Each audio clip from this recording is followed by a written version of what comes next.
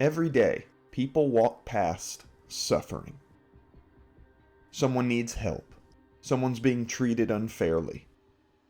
Someone's alone. Most people notice, then they keep walking. Spider-Man never does. Not because he's stronger or more fearless, but because Peter Parker believes something that most don't. He believes that seeing a problem makes it his problem. And that's why, more than 60 years later, Spider-Man still feels real. He believes that if someone needs help, doing nothing isn't neutral. It's a choice. And once Peter Parker learned that lesson, he could never look away again.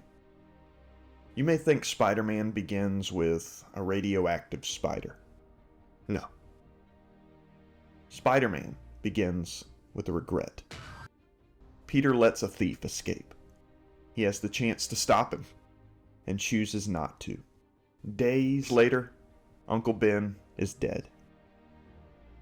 That moment changes Peter forever. He realizes that inaction has consequences. For the rest of his life, Peter is haunted by Uncle Ben's death, and by one thought: I could have done something. That's why Spider-Man's life always seems impossible. He misses birthdays, he loses jobs, shows up late, lets people down. In The Amazing Spider-Man number 50, Stan Lee and John Romita Sr. capture Peter Parker better than almost any other Spider-Man story. He's done. He's exhausted. He's convinced himself that being Spider-Man has cost him too much. So he quits. He decides that for once, he's going to live his own life. Then, while riding through New York, he sees someone in trouble. Peter realizes something in that moment.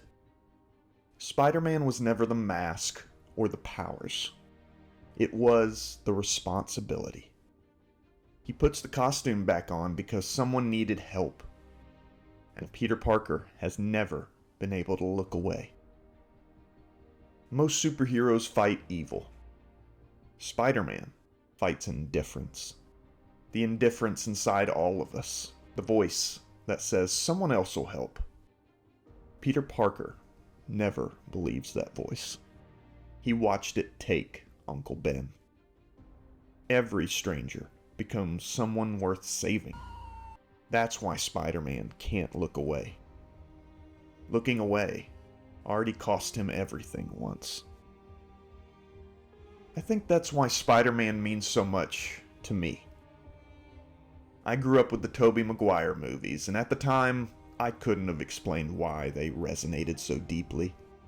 The lessons about responsibility, about becoming the kind of person who puts someone else's needs before their own, refusing to let the world convince you that someone else's suffering isn't your concern. After being forced out of my job last year, I found myself thinking about Peter Parker more than ever.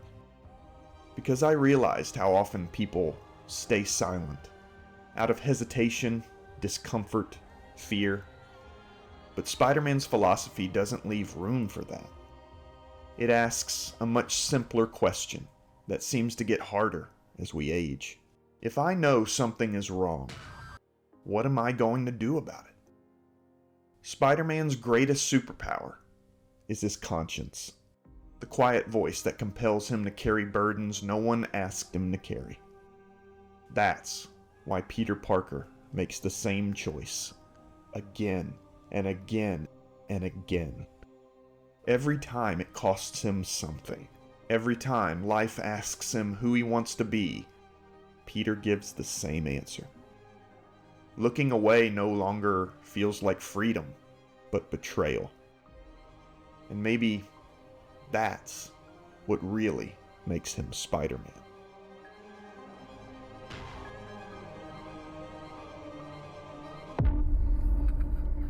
But what happens when that same responsibility becomes prison.